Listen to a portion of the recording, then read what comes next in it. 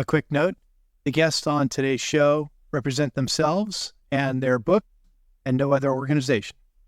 Enjoy the show. Welcome to the 1CA podcast. This is your host, Jack Gaines. 1CA is a product of the Civil Affairs Association and brings in people who are current or former military, diplomats, development officers, and field agents to discuss their experiences on ground with the partner nation's people and leadership. Our goal is to inspire anyone interested in working the last 3 feet of foreign relations. To contact the show, email us at capodcasting@gmail.com or look us up on the Civil Affairs Association website at www.civilaffairsassoc.org. I'll have those in the show notes.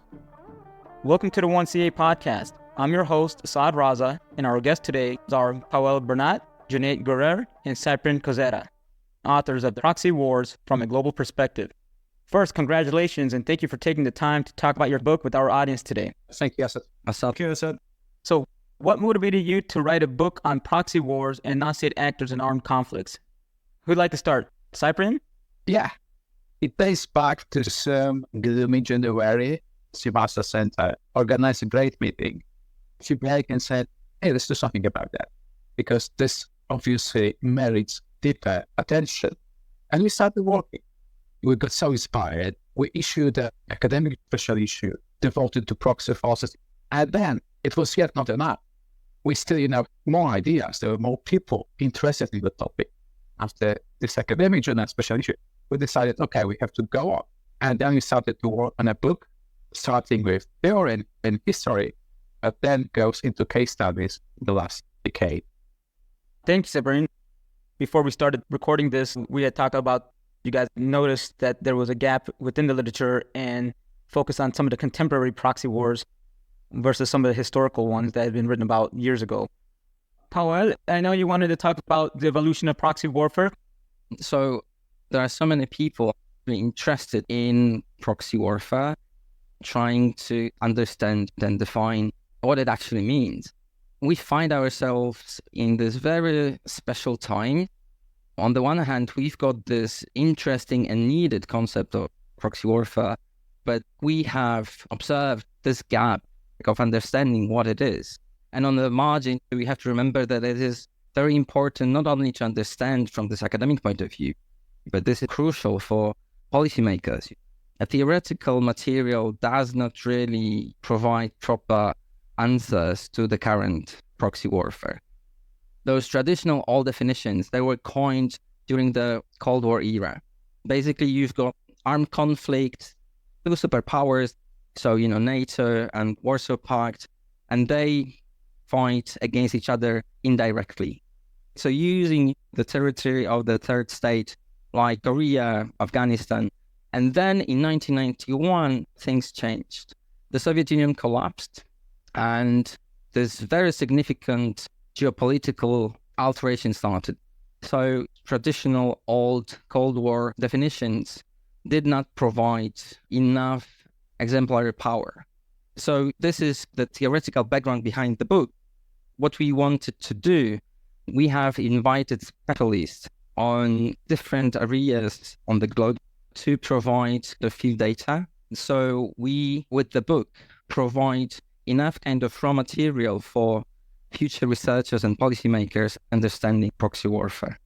Funny that you say that, because I think the average person wouldn't put in consideration these shifts within the geopolitical aspect and the way it impacts the operational environment.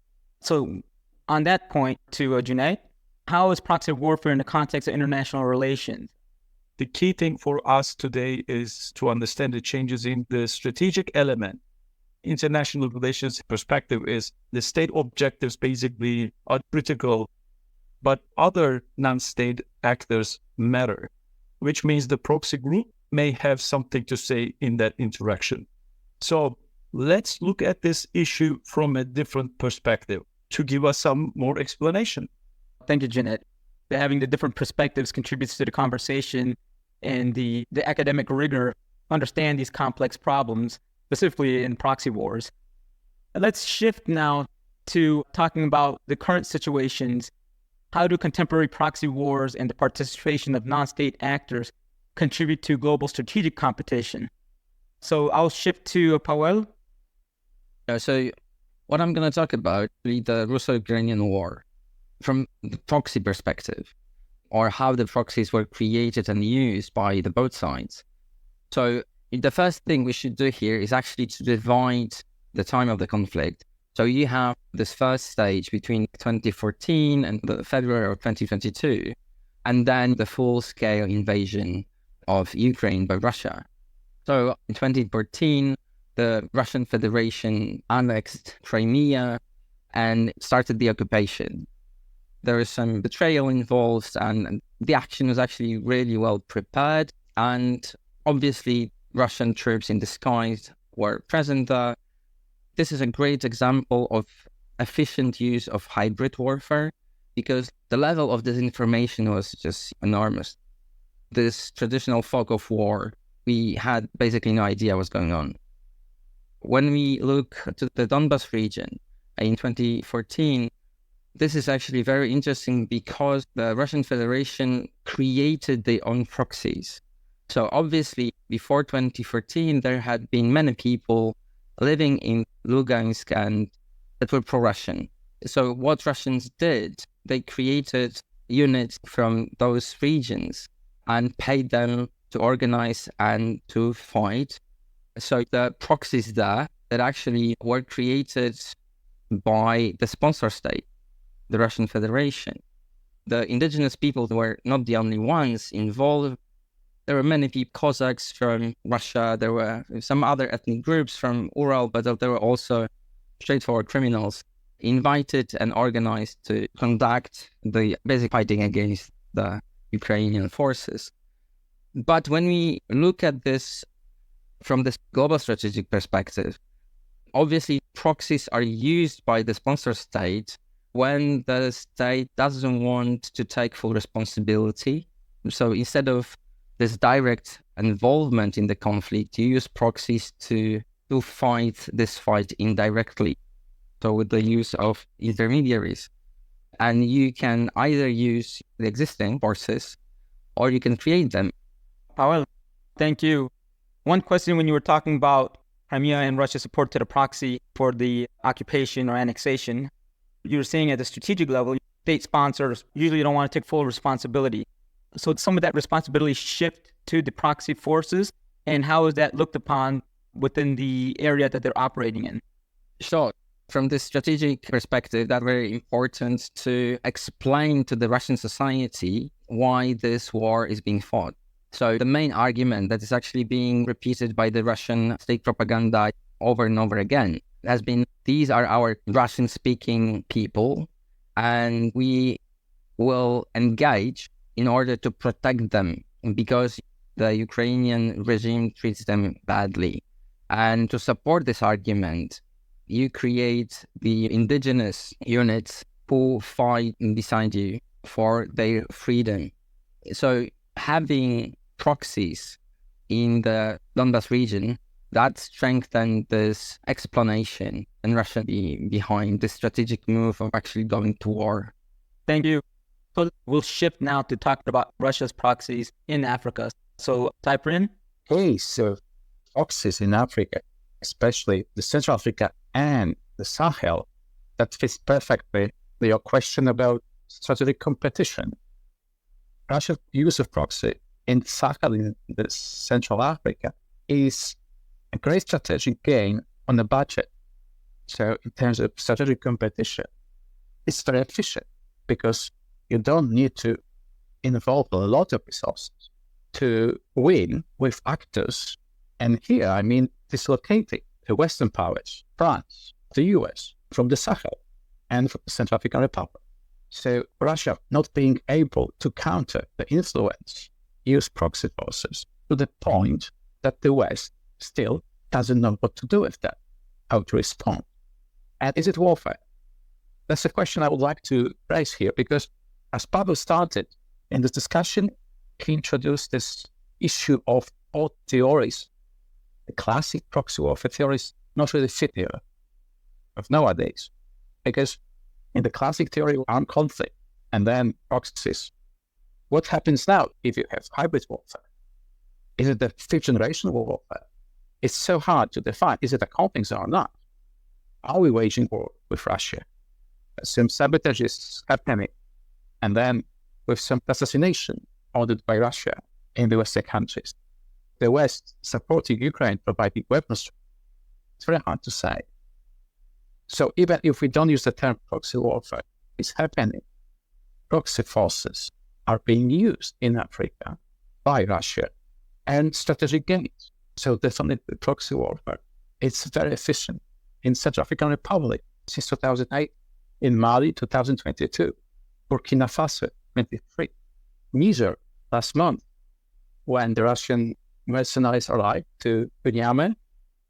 And it was 2 days ago when we learned that the Russians moved into the very same base in Niamey and staying alongside the US soldiers. The US troops are not anymore welcome in Niger. They're moving out. As they move out from Burkina Faso, French from Mali, with 100, couple hundred, 300 mercenaries, they entirely dislodged the Western forces. And with that, the influence. And now we are facing the US troop leaving Chad, and we don't know where Chad will go in the next elections, which is on the 6th of May in 2 days. What about Senegal? The new president speaking of emancipation deals with anyone willing to enter the deal. So looking from this perspective of the Sahel and now the Sub-Saharan Africa, we see that there's plenty proxy hybrid warfare, which brings enormous gains for very little expense. Russia is the winner there, and we still don't know how to react. Thank you so much. That was a really good description of how proxy war is used in global competition. Before we move on, I wanted to ask Juneyt if he has any thoughts on the role of proxy forces in global strategic competition. The other thing about the strategic competition is this is a competition between US and China, and now China and Russia international order. But what happened, interestingly, after the conflicts, I think we will see a lot of organized criminal groups in this new era of strategic competition. But I want to ask you, what are your thoughts about the intersection with such terms like insurgency or counterterrorism or terrorism? I am not an expert in that field, but I have some experience actually working with my colleagues here at the Marshall Center. Interesting topic. What I would basically say, if we consider the new international security domain that will shape around the strategic competition, we have to look at those definitions of groups or tactics from that perspective. It is a critical time right now, and we all agree after Russia attacked Ukraine in 2022, now we are in a new international security era. So that era requires us to focus on the outcomes. I think those should be the real questions. So earlier in the conversation, I know, Pawel, we talked a little bit about ethical considerations. So what are some of the ethical considerations surrounding the use of proxy forces in armed conflicts? There is a plethora of issues that could be addressed here.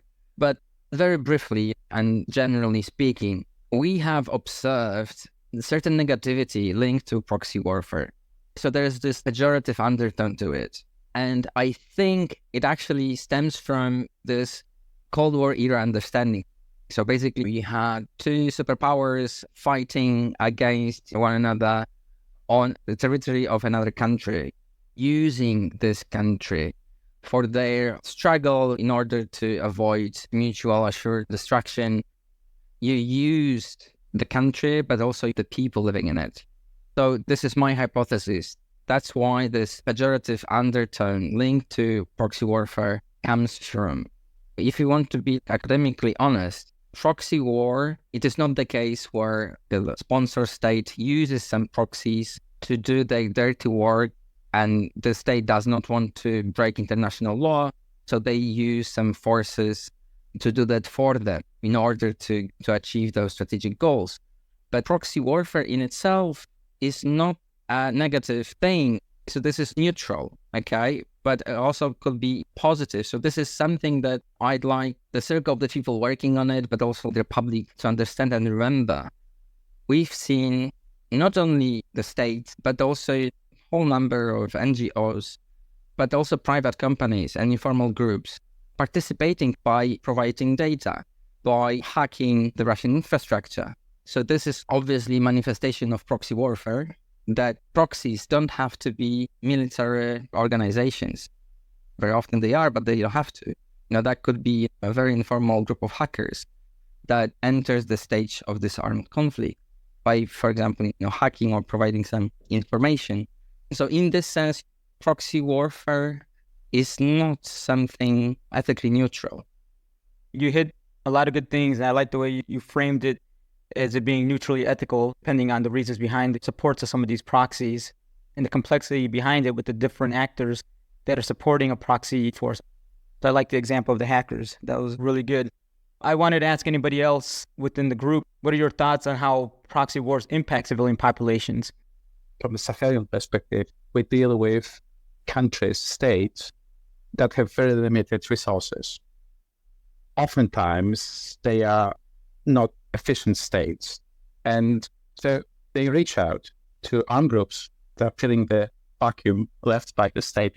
So the state is reaching to certain arms groups, supporting them if their interests align. And that's been happening in Mali for years since it's independent. And you're creating a local power. So you tip the balance between the state and the non-state actors. Then within these non-state actors, you also tip the balance because you supporting one actor that is growing, that is getting stronger, receiving the funding, equipment, the training, intelligence, all that stuff. So that's a very risky situation because basically the state should have the monopoly on use of violence. That is not the case if you are supporting non-state actors. They come from the civilian population. It may work short term, but about long-term consequences. And then the people who have been trained, equipped, and battered hardened, what should they do? Well, especially when they have no many options. They have no economical incentives other than smuggling, controlling mines. But at the end of the day, somebody will suffer from that, which we often see. Non-state armed groups involved in conflicts, and they pillage and they abuse local populations.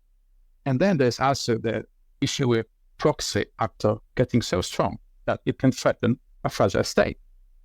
At that point, that a proxy actor is growing so much that it's threatening the balance, especially in an environment where all the actors are weak. So in proxy warfare, you have to have your limits and think long term. I will conclude here and hand it over to Juneyt. Thank you, Cyprian. I think you summarized many of the things that I was going to say. One thing we did not discuss a lot that needs to be also looked at is the non-state actors using proxies. So this is a secondary effect of the proxy use, which is very much connected to civilian populations. The examples that I have in mind is from the organized crime field. And we see a lot of groups in South America when they want to do some business, not necessarily for states. In the case of drug trafficking, for example, they do use a lot of other groups. So that is basically the non-state actors working with other non-state actors. But when they connect themselves with a state, that issue becomes much more complicated. So I think one key takeaway for us as security practitioners or professionals working in this field is to understand it from different perspectives and looking at the structures. So if the state is working within proxy group, I think it will be easier to handle the consequences that Cyprian was talking about, how much power you are giving. But loose networks will be difficult to control and to know who you are working with. So that may have larger and severe consequences, whether this is related to human rights violations or any type of control issues. So another important issue Cyprian also mentioned is you are investing time, money, and some tactics that you are using in your military or special operation forces.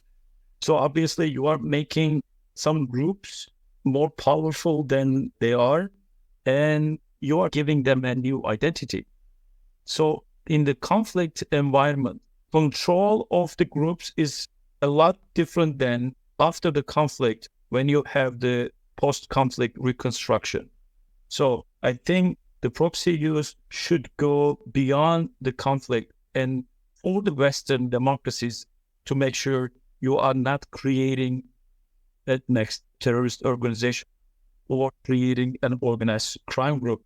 So I think understanding the context, not only how to work with them, but how to deal with them afterwards, or making sure they're doing right things is important. So what these case studies told me, first of all, state and non-state interaction is complex. To my understanding, democracy matters. The democratic regimes or non-democratic regimes, they use proxies differently. So we need to expect new tactics or new type of groups, such as organized crime groups, coming into this proxy domain in the future. And responses basically require a complex set of expertise and strategies. So it is not a good idea to borrow some ideas from the previous era and say, hey, during the Cold War, the proxy engagement was like this, and how states, whether these are Western states or not, they use proxies, and this is exactly how it will be. I think that would be a mistake. And for the Western countries, my last point is, I think unity of effort and unity of resources is necessary to tackle counter proxy efforts if you want to stop what China is doing or what Russia is doing or potentially can do. I don't think the state is strong enough or can counter the damage they can do to the Western system.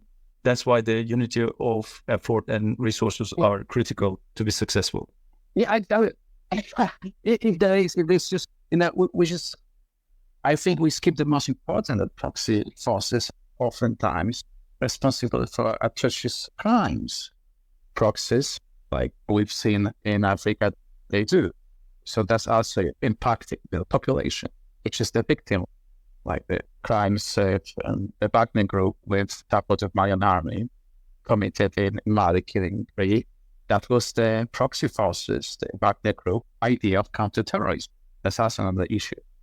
So I just wanted to underline that they don't care, and we've seen that they are business oriented, and many cases testify to that. Bernat, thank you. Cyprian, thank you. You guys brought up lots of several good points, thinking about DDR and the importance of demobilization and reintegration of some of these proxies from a Western perspective, and at times which I think it's overlooked or the conversation isn't in depth as it should be. And another thing I had written down was the use of non-state actors using proxies. I think something that's overlooked at times. I know you brought up the example of the cartels in South America, which is a good point. And I think that's something we take for granted and not really having a good understanding of the use of proxy forces. So Juneyt, Cyprian, Pawel, thank you so much for your time today. And again, congratulations on your book. Thank you. It's been a pleasure. Thanks for listening. If you get a chance, please like and subscribe and rate the show on your favorite podcast platform. Also, if you're interested in coming on the show or hosting an episode, email us at capodcasting@gmail.com. I'll have the email and CA Association website in the show notes. And now, most importantly, to those currently out in the field, working with a partner nation's people or leadership to forward U.S. relations, thank you all for what you're doing. This is Jack, your host. Stay tuned for more great episodes. 1CA Podcast.